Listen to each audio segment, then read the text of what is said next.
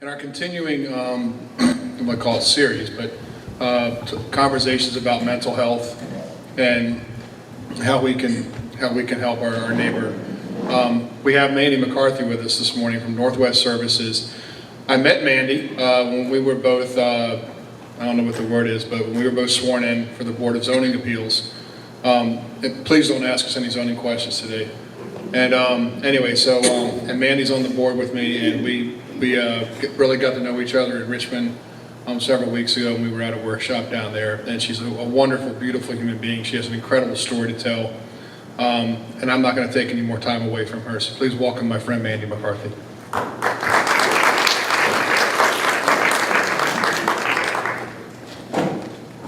Now, Mandy, you have to stare at that box a little bit when you talk, but anyway, there we go.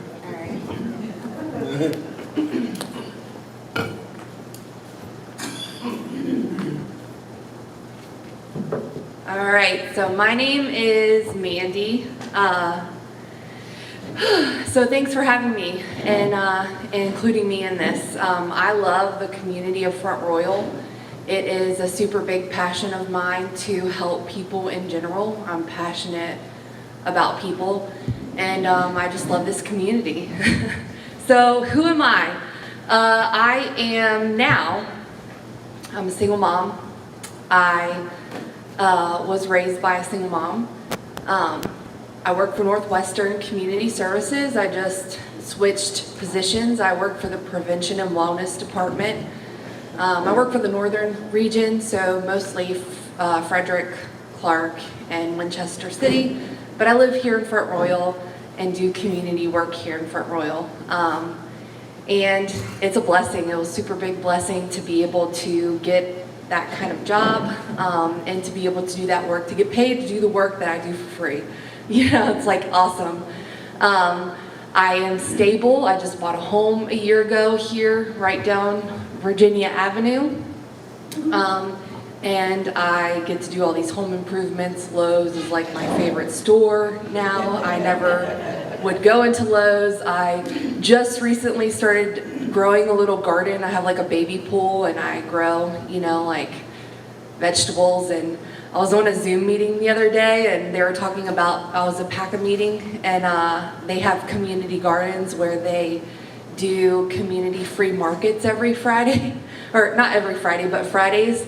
And in my little experience with my little garden, I was like, I'm going to start a community garden and I'm going to grow vegetables and we're going to give them away for free. I was like, slow down a little bit, Mandy. You're barely managing your little pool. But yeah, so that's me now. I moved here because I helped to start a community center.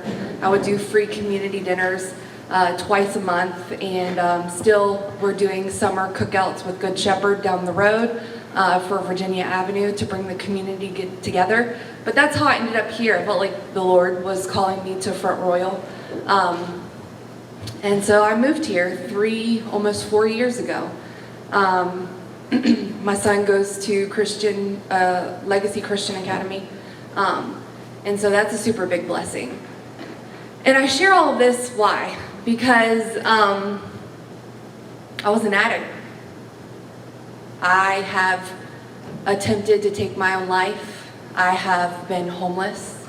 I've lived in domestic violence shelters, and my son spent 1.5 years in foster care.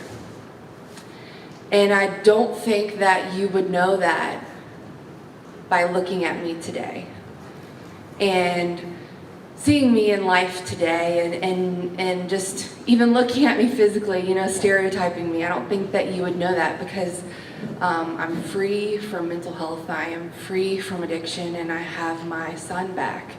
And I work in a community-based program. I'm from Harrisonburg, Rockingham, and so I went through the CSB in Harrisonburg, Rockingham, and that is who helped me become this version of me that you see today.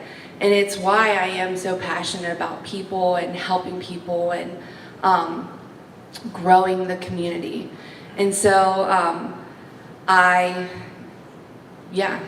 been at the lowest of lows. I've had no hope. I tried to take my own life because getting clean I was an alcoholic but it started with pain pills. I was prescribed them. And once I had my son, I went to alcohol because I thought I was being responsible.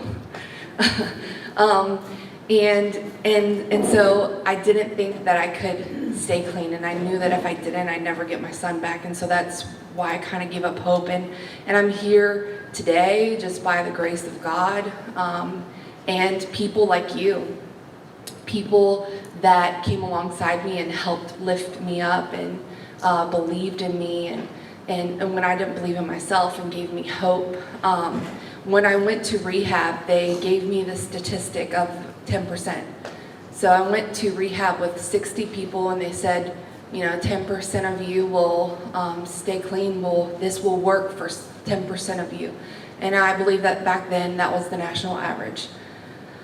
Like I said, I work for Northwestern Community Services, and yesterday I was in the PACA meeting, and they had a woman for the northern region for Quit Now, which is a tobacco cessation program.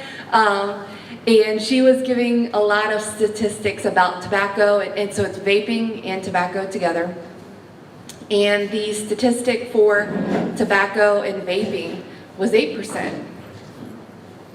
So only 8% of people, 70% of people want to quit smoking, but only 8% of people are actually able to do it. And that makes me think, wow, right? Like, that's kind of an accepted norm, especially vaping. We know tobacco's bad for us. We know that vaping is probably not good for us, but it's legal. It's more accepted than drugs, but it actually has a lower percentage for being able to be successful and quit. And so I used to smoke. I'm not judging anybody who uses tobacco products, but I only share that because the rate for addiction is higher. And yet we sometimes can stigmatize mental health and addiction much more worse, in a worse way, and believe in the ability for them to get better is less. And so I think sometimes when it feels hopeless about a cause, we kind of give up on helping towards that cause. And so I just want to encourage you that, I stand before you as the odd, the person that you don't always get to see, and the person that you might believe is impossible, but it's not, because I'm here, right? It's not impossible, but I'm not here because I defied the odds, myself, or by any stance of my point, because it was impossible for me to do it on my own. But I stand here because there were people who believed in me and who saw the hope in me, and who, despite all the odds, said that they were going to put an effort into it and put a step into it and to give into it. And so I'm only here because of people, right? Just like you. Who want to do different. And so I just want to encourage you that it's important to be that helping hand, to step in and to do it. There are always going to be people who are not going to take it seriously. There are always going to be people who take advantage of systems and take advantage of resources, but that doesn't mean that there aren't people who are really going to take it and run. And so I know too, with mental health and substance use, working with Northwestern, that the demand is so high right now. Like with COVID and everything, people are just at the end of the rope. And so are we. We're short-staffed and we're tired. Just like the nation everywhere is not immune to the short staffing issue, and the issues are rising. And so I think it's a place and a time where I've been thinking about this, and ruminating on it. I think it's going to really take people like us, people like you here in this room, stepping in to help fill those voids, because the professionals, there's not enough of us. And so it's going to take a community coming alongside us and believing in the greater goodness of all people, no matter the circumstances and no matter the odds against them, and really stepping in to fill those gaps, because there are huge gaps right now. In Winchester, I heard there's something like 250 vacancies for just therapists. I switched to prevention wellness, but I worked for same-day access, so all of the people coming into services for 5 counties. And so I would take a lot of calls and hear a lot of talk, and people just can't get into therapists. And then we are set up to provide services to people with severe mental health conditions, and or those who cannot afford it. And so you have to qualify for our services because we're grant funded. And so they're even having a difficult time finding doctors to prescribe medicines. And so I talked to some people and they're like, I don't qualify for your, services now, but I will if I can't get into someone. And that's just the truth. And so you don't have to be certified to just listen. You don't have to be a professional to just be there for someone. And that can make all the difference in the world, because that's what people were for me. Or even just financial, if you don't have time, like financially giving and being wise about it. But so I started going to church, and I didn't have any clothes. I came from rehab out of jail, and I had wrecked my car. And my grandfather and uncle picked me up and moved me to Broadway, Timberville area. But I didn't have any clothes because I was that low. I went to rehab with $4. And so I wore my grandfather's clothes, and I started going to this church. And there was a woman there, and her name is Sherry Hinkle. I love her. She's like a second mom. She's still in my life. And she said, if you stay sober for 3 months, I'm going to take you on a shopping spree and buy you new clothes. And that's what she did. And that was my encouragement. And so things like that, you just don't give people money. It's not probably the wisest decision sometimes. But encouragements, incentives, to help people get to the next step. She's still in my life today. And still part of my life. I would call her mom for a while, and so you can fill that gap. I was also in a program called Bridges of Hope in Harrisonburg, Rockingham, and they help homeless single mothers.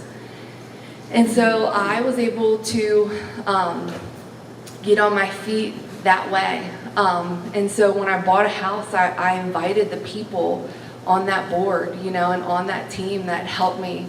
And had them come, and so they get to celebrate with me along the way. And so you might not always see the fruit of your efforts either. There are lots of people that you could impact on a daily basis just by being kind and nice.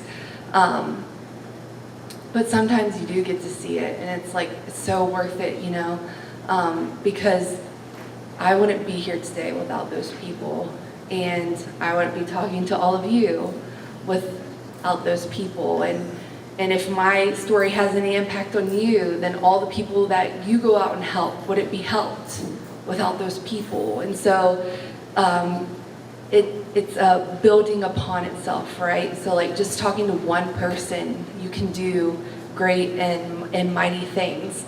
And so yeah, I invited them there, and now they were always talking to me about doing my own affiliate and things like that. And so now I'm actually working with a group of people, and we're going to be starting a Bridge of Hope here.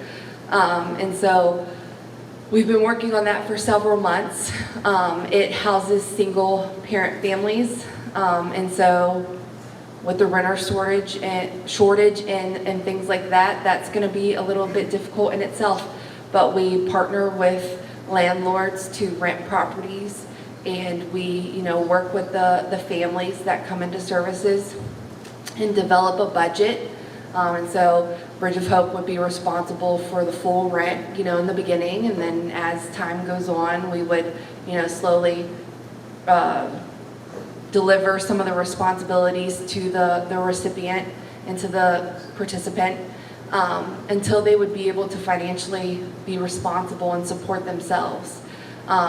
And so if you're interested in that, if that's something that's passionate on your heart about doing, please reach out to me. We are still developing the board and things like that, and so we will be having a meeting for that soon. But you never know where life can take us. And I think about this all the time because I am not special. I know I am special, like the Lord loves me. I am unique. You are unique. We are all special and unique. But I am no one special, as in this story isn't just for me. I just got lucky and I just had some, I believe, supernatural help. I was in the right place at the right time, meeting the right people. And so I always think about this, and this is what I think fuels me. How many me's could there be? And my son, right? Kids, it's really hard for kids to come out of foster care. And we talk about it, me and him were talking about it yesterday. He's gonna be 10, and he knows that I was sick, and he had to go there, and we were talking about it yesterday. I said, that's why we do what we do, that's why we give what we give, because he goes with me, because how many youths could there be, Luke, right? How many hymns could there be? But it's going to take you and me. It's going to take all of us coming together and working together and developing plans and developing resources and just, like I said, physically giving, physically being there. And financially, if you can't physically be there, there are some people who have time and there are some people who don't. So just finding a way that you can give and that you can support those in your community and to just love one another. Do you have time for some questions? Yeah. Yep. So how did you get, well, go ahead. I have a question about Northwestern Regional Services. How does a person get plugged in there? Do they have to have a referral to a doctor, or can they just walk in the front door? Can you repeat the questions because they can't hear you in Zoom link? Okay, so there was a question about Northwestern Community Services and how you get started with services. So right now, you can only get services through a walk-in clinic. You don't need a referral, nobody needs a referral. A doctor can send a referral. If they do, we'll just call you and let you know about the walk-in hours. It's every Tuesday and Wednesday in Winchester, and then every Thursday here at Front Royal. It's 8:30 to 9:30, but it is first come, first serve, and it is busy. So we only take 2 people a day. And what's the first step? When you arrive, what happens? When you just walk in the door, what do you say? So there's going to be someone there that's going to check you in, and you just let them know that you're here for an intake assessment and to start services. So yeah. And the 8:30 to 9:30, is that 8:30 a.m. to 9:30 Yes. a.m.? So 1 hour? Yes. Can you repeat the question again? They were asking about the time, if it's only 1 hour, 8:30 a.m. to 9:30 a.m. Did you say that they only take 2 people? Yes, ma'am. There's only 1 intake assessor for all 5 counties right now. So if we send, I work for social services, Mm-hmm. so I send people to Thursday morning, and I tell them to get there at 7. But if there's people there before them, if they're number 3, then that's it. Yes. They're not going to be, They safety screen everyone. So this is what I used to do. We safety screen them. They're state mandated people that we're supposed to see within 48 hours. And if you're having thoughts of wanting to harm yourself or anyone else, then we would, safety screen you and things like that. But that's kind of what I'm talking about. It's just it was me and this other person. So it's just extreme right now in all areas. So. Well, How many clinical psychologists or whatever you call yourselves, how many are you short in Front Royal? I'm not sure about that statistic. So how many clinical psychologists are we short in Front Royal? And I'm not sure. I don't know that statistic. So well, I think given the comments you said earlier, I think we can all assume it's a lot. yeah, There's one for five. 1 for 5 counties right now we have, right? no, just intake therapist. Okay. Well, So- once you intake, if you answer, just forgive me, but once you intake somebody, what happens then? So then, so once you intake someone, what happens from there? So an intake assessment is, sorry, I'm just thinking about if I should be answering all these questions for Northwestern without their permission. But it's just general information. So once you have an intake assessment is to make sure that you qualify for our services because we are grant funded. So we're not a private practice provider, although we do take private insurances. And so you have to meet, every grant has specifics on how you give services and all of that. And so an intake assessment is done to make sure that you fall into those parameters. And then we provide different services. So all of the different services have different parameters. So you just can't say, I want to do this if you don't qualify for that. And so in the intake assessment, they are seeing what services we do provide, what do you fit into and would be a best fit for you, and then they're making those recommendations. And so once they make the recommendations, you can agree or decline services. You don't have to accept if you don't want to. And then from there, they would reach out to those departments and they would, reach out to you to get the appointment scheduled when they're able. Is there a plan in place to pull mental health professionals into this area? Is anybody working on that, You said there were like 200 and something vacancies. Is there a plan to pull mental health professionals into the area? I don't know about that either. I'm not sure if there's a specific plan. I do know that we do offer sign-on bonuses and that the HR department is like recruiting, out there recruiting, trying to build it up. But I think there has to be people who are thinking about it and looking into it and doing research because it's not just this area. It's across the whole state of Virginia and I would assume the whole nation. So we aren't, as a CSB, we aren't the only CSB facing this issue. Do you all partner with Valley Health in any of this? Do we partner with Valley Health? We do partner with Valley Health in some ways. But I don't know all of the details. So I'm probably not the person that you would need to talk to specifically to ask Northwestern questions. You probably need to speak with someone that is higher up in position and who has a greater understanding of that. I can give you the name of them after, words if you want to reach out to them and see if they're willing to talk. I'm sure that they would love to, that's what they do. But yeah, I'm probably not able to discuss those things or speak on those things. You might ask the Zoom audience if any of them have any questions. Do any of you guys on Zoom have any questions? Oh, her. I don't have a question, but I want to tell you, we're proud of what you've gone through and where you are now and how you're giving back. Thank you, Mandy.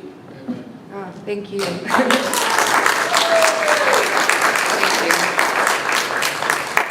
And you are special, and I know that. Yeah, I joined the Board of Zonings, and so we were going to the council meetings, town council meetings with my son, and there's another friend that's on the board who was just being joined, and everyone kept thinking that I was her, and so they kept coming up to me and saying, "Hey, are you so-and-so? Nice to meet you." And so I was like, "No, but I know who that is." And I was like, "Man, maybe I'm supposed to be on the Board of Zonings." And they're like, "There's one vacancy, you should apply." And so I went ahead and applied, and I'm on it. So I'm excited, you know, to be learning. I never thought I'd be in that realm, but I am excited about it, and I'm happy to be in that realm, and I think, you know, the sky's the limit. So I'm ready to conquer Front Royal.